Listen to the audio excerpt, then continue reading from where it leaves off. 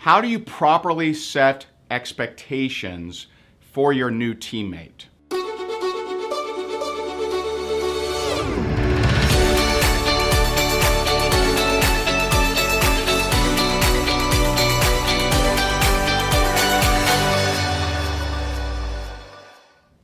Now, this, is this important?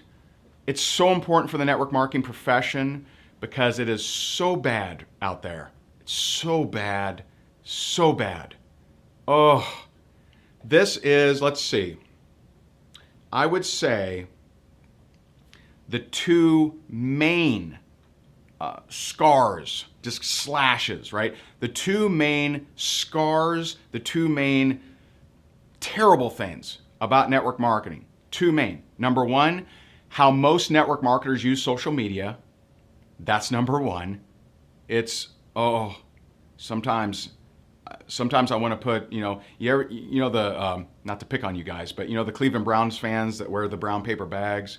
I mean, when I see some of y'all on social media, I want to put on a brown paper bag and say, what network marketing? I've never heard of it, right? You guys, you're killing me, okay? And so part of our mission is to detrain you from the nonsense that people are posting on social media, all right? I mean, it's just crazy. So the two main slashes against network marketing that is hurting us, that's hurting the network marketing profession. Number one, how y'all act on social media, posting your sales page, posting your join my deal, would you like to know how to blah, blah, blah, blah, blah, blah, blah, make $10,000 in 6 minutes and no selling involved, right? Stop it. Stop it. Please stop it. And, it's just killing us. But the second place is the setting of expectations for people entering the network marketing space. I really think only network marketing does this, I think, okay? So let's just run some scenarios. All right, so let me define the problem. The problem is most people, when they're prospecting someone, okay, they make it sound so easy. It's, oh my goodness. Oh man, 4 minutes a day. You never have to talk to anyone. You'll be at 10,000 a month, 30 days. Gonna be awesome, right? That's how most people flutter through the tulips on introducing a prospect to joining your team. It's ridiculous. Would we do that anywhere else, okay? Would we do it anywhere else, okay? So let's say you're looking for, the perfect spouse, right? You're looking for your wife, you're looking for your husband or whatever. Would you ever go to them and say, hey, you know what, man, I'd really love for you to marry me, and tell you what, you don't gotta work, you don't gotta cook, clean, you don't have to, man, you just lay on the couch and you just watch some TV and I'll just do the rest for you. It's gonna be awesome. No, you would never do that. If you're an employer, would you ever, hire someone and they say, well, I'm considering this job. What do I have to do? Oh man, don't worry about it, bro. Don't worry about it. You don't got to do work. Ha! That's a 4-letter word around here, right? No, you would never do that. But in network marketing, because you think that the sale, the commission, you think that the commission is the end game. Who gives a rat's behind about the sign-up bonus? Stop it. Seriously, if your only mind is on the sign-up bonus, then go sell cars, go sell real estate, go sell something that has larger bonuses. The point of network marketing is for you to introduce someone into a culture that they enjoy, they stick around, and they go and talk to other people about, and then you have leverage, okay? So if you're so eager that you'll just say whatever, if you'll just say whatever comes out of your mouth and position network marketing as so easy breezy, right? If you're positioning it as so easy and they don't have to do anything, you'll never break a nail, then what do you think they're going to come in and do? Do you think they're going to come in and say, well, they said it was going to be real easy, but I'd like to work hard? No, they're going to go less. If you said that they could, sleep on the couch, they're going to want to sleep in the bed and get breakfast in bed and never even leave, okay? They're going to want to do even less than what you told them they had to do. And if you're telling them they don't have to talk to people, don't have to sell anything, don't have to, come on. I'll tell you, man, I was always the opposite. If someone said, well, are there going to be other things that I have to purchase? I'd say, yeah. Uh-huh. Yes. It's a business. Of course there's more things to purchase. Yeah, you got to get to the events.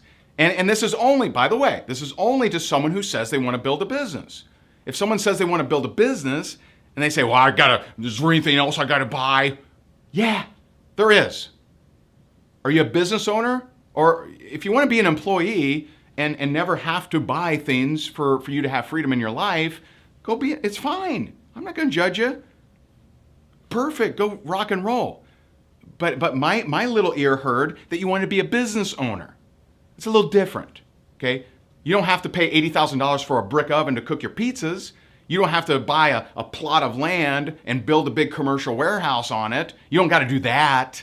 You don't have to pay the $40,000 franchise fee that I had to pay. But yeah, there's other things to buy.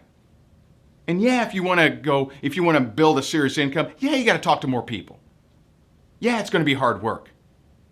I mean, it's almost, you would think, if you witness, if you're just like in a little drone and you're just I don't know how you'd get in a drone, but maybe you're driving a drone, but you can hear through the drone. You know what I'm saying.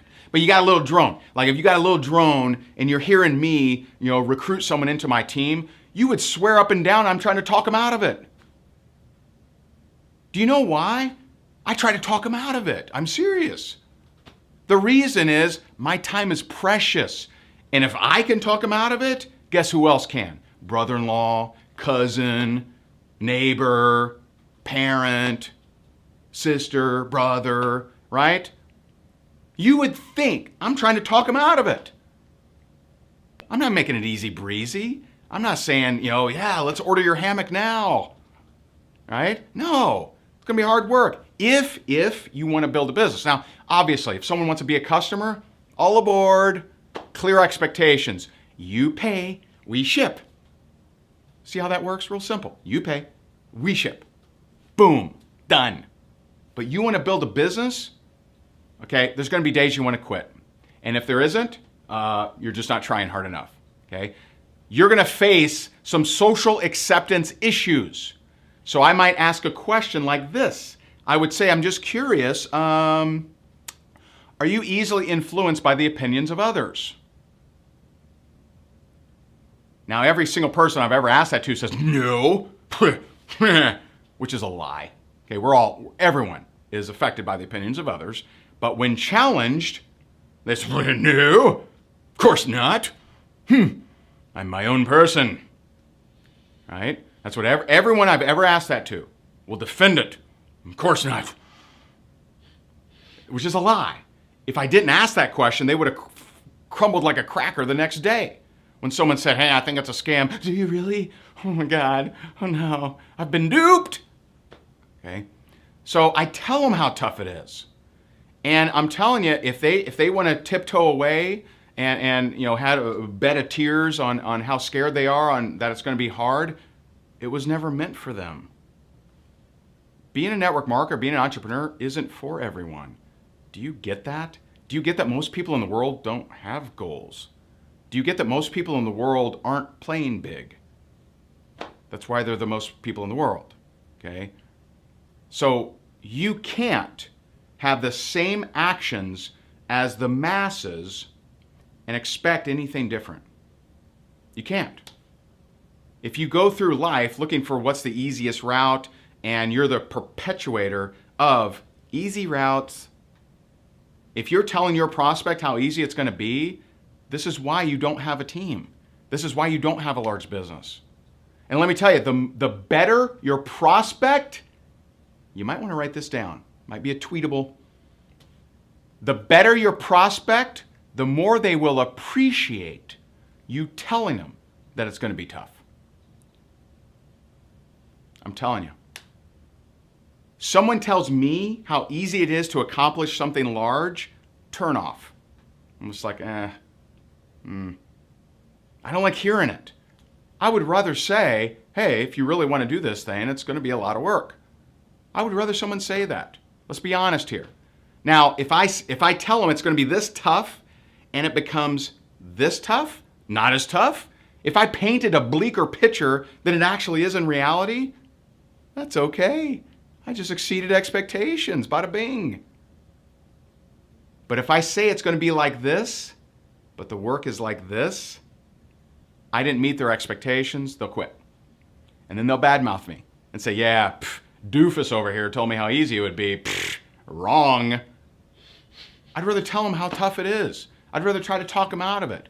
I'd rather, try to test their armor and see if they're going to crumble like a cracker like most people do. So stop hyping people. Stop telling them it's going to be easy. I mean, I've had people, I swear to you, I've had people come to me and say, well, Ray, I can only do an hour a week, and I'm going to need to be at 10,000 my first month. Is that doable? And I'll say, well, let me ask you some questions. Let's have some fun. In your current job, how many hours a week do you work there? I work 40 to 45 hours a week. Okay, great. And how long have you been there? I've been here 11 years. Great, awesome, thank you. Do you make 10,000 a month there? Pah, of course not. Okay, just so I'm clear. So you've been at this 11 years, 45 hours a week. That's 52 weeks in a year. Times 11, that's 600 weeks.